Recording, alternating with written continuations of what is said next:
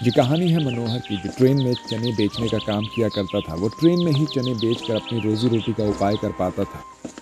ए चने ले लो, चने खट्टे मीठे चने। चने खाइए और सेहत को तंदुरुस्त बनाइए भैया। चने ले लो चने। ओ मैम जी, चने लेंगी क्या? कितने के दिए ये चने? बस 10 रुपए की है। ठीक है, 1 प्लेट दे दो। इसके बाद मनोहर उस औरत को चने देकर आगे की ओर चला जाता है। ऐसे ही मनोहर का घर चलता था, लेकिन उसका घर तो सेठ के पास गिरवी था। एक दिन मनोहर लास्ट ट्रेन में चने बेचकर अपने घर गया, तो वहां देखा कि उसका सेठ और उसकी माँ पहले से ही उसका घर पर इंतजार कर रहे थे। आइए आइए मनोहर जी, हम तो आपका ही इंतजार कर रहे थे। ए सेठ जी, क्या बात हो गई है? इतनी रात को आप मेरे घर पर? आपका घर? अरे हम तो भूल ही गए थे कि आपका घर है। लेकिन आपको बता दें, ये आपका घर नहीं है, बल्कि अब हमारा घर हो गया है, क्योंकि कुछ ही दिनों में ये तो मेरा होने वाला है। अरे तूने मुझे आज तक बहुत इंतजार करवाया। बहुत बड़ा आदमी बन गया है ना तू, हैं? माफ कर दीजिए सेठ जी, मुझसे गलती हो गई। ठीक है, तुझे याद है ना कि आज तेरा पैसा लौटाने का आखिरी दिन था, हैं? मेरे पैसे कहाँ हैं? जल्दी निकाल। पैसों का इंतजाम तो नहीं हो पाया सेठ जी। जब पैसे का इंतजाम नहीं हो पाया है तो चल निकल मेरे घर से, हैं? चल जल्दी खाली कर। सेठ के इतना बोलने पर मनोहर की माँ आरती बीच में बोल पड़ती है। सेठ जी, हम पर रहम कीजिए। हम आपका पैसा धीरे धीरे करके सब चुकता कर देंगे। वैसे भी मेरे बेटे मनोहर की 2 दिन बाद शादी है। आप हमें बस 2 दिनों का और समय दे दीजिए। शादी के होते ही हम आपका पैसा लौटा देंगे, क्योंकि मनोहर की शादी में कुछ ना कुछ दहेज तो मिल ही जाएगा। अच्छा, तो ये बात है। ठीक है, देख मनोहर, मैं तेरी माँ के कहने पर तुझे बस 2 दिनों का ही समय दे सकता हूँ। 2 दिन बाद अगर मेरे पैसे मुझे नहीं मिले तो मैं तुम सबको यहाँ से धक्के मारकर बाहर निकाल दूंगा। ठीक है सेठ जी। इस तरह धमकी देकर सेठ वहां से चला जाता है, जिसके बाद मनोहर अपनी माँ के साथ घर के अंदर जाता है। मनोहर का चेहरा उदासी से भरा पड़ा था, जिस पर उसकी माँ आरती उससे कहती है, मनोहर बेटा, ये सब मेरी वजह से हो रहा है। माँ आप ऐसा क्यों बोल रही है? ये सब बस हमारे कर्मों का ही फल है। दरअसल एक समय में मनोहर की माँ आरती की तबीयत काफी ज्यादा खराब थी। उसके इलाज में पैसा पानी की तरह बह रहा था, जिस कारण से मनोहर को अपनी पुश्तैनी घर सेठ के पास गिरवी रखनी पड़ती है, और पैसे ना दे पाने के कारण आज उसे अपना ही घर छोड़ने की नौबत आ जाती है। बेटा तू चिंता मत कर, 2 दिन बाद तेरी शादी है। उसमें हमें कुछ ना कुछ दहेज तो मिल ही जाएगा।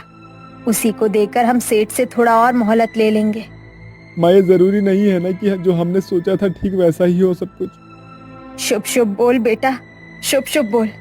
अगर ऐसा नहीं हुआ तो हमारे सर के ऊपर से ये छत भी चली जाएगी। मनोहर ने जैसा सोचा था कुछ वैसा नहीं हो रहा था, बल्कि नियति को कुछ और ही मंजूर था।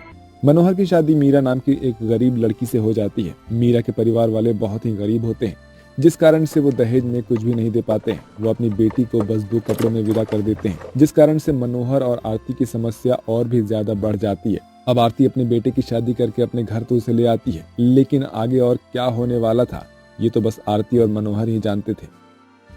क्या हुआ माँ जी? मनोहर जी, आप इतना परेशान क्यों हैं? अरे परेशान ना हो तो और क्या हो। शादी करके तो इस घर में आ गई तू, लेकिन ये नहीं कि दहेज में तेरे माता पिता तुझे कुछ देकर भेजे। तू तो खाली हाथ ही इस घर में आ गई।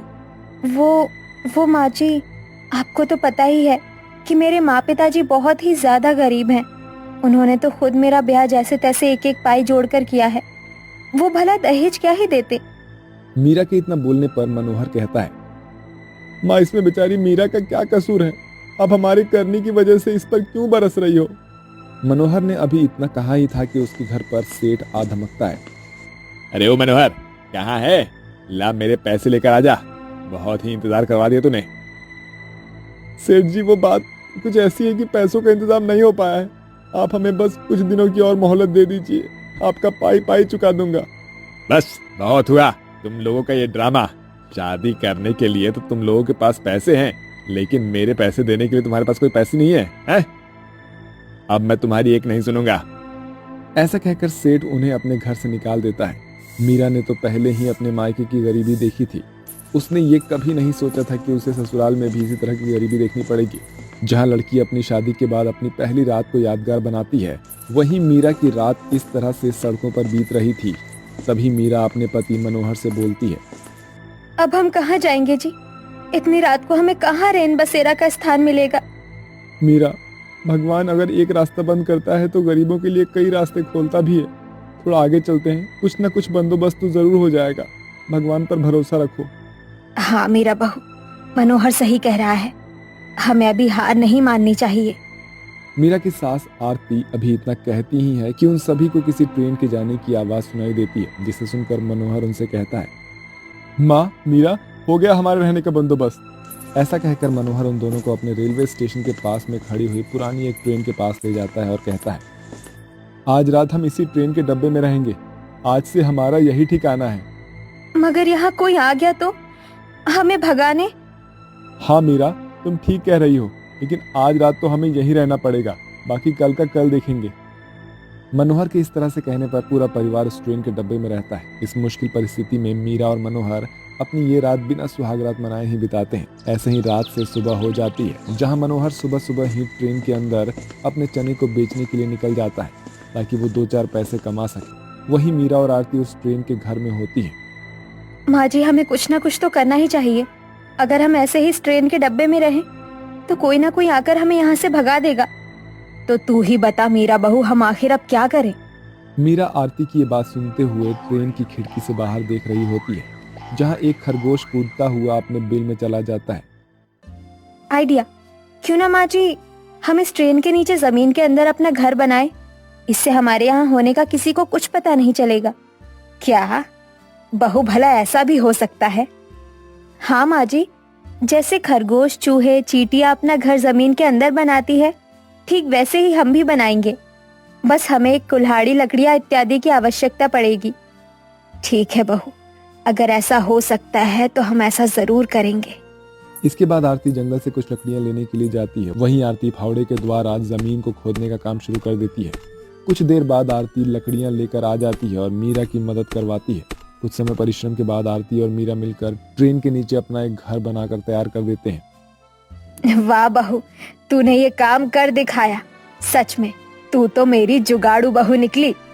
माँ जी, ये मुमकिन हो पाया क्योंकि आप मेरे साथ थी। ऐसे ही जब शाम को मनोहर घर आता है तो वो भी ये देखकर चौंक जाता है और वो मीरा की बहुत तारीफ करता है। इसके बाद सभी खाना पीना खाकर अपने सोने की तैयारी में लग जाते हैं। जहां मनोहर की माँ ट्रेन के अंदर ही सोती है, तो वहीं बेटे और बहू ट्रेन के नीचे बने हुए जमीन के अंदर वाले घर में सो जाते हैं। तो आज वो दोनों एक साथ एकांत में समय बिताते हैं। तो इस तरह से आज ही उनकी पहली रात यानी सुहाग रात थी। मीरा, मैं सच में बहुत खुश नसीब हूँ कि मैंने तुम्हें पाया है। मेरी शादी तुमसे हुई है। मनोहर जी, आप ऐसा क्यों बोल रहे हैं? बल्कि खुशनसीब तो मैं हूँ कि मेरी शादी आपसे हुई।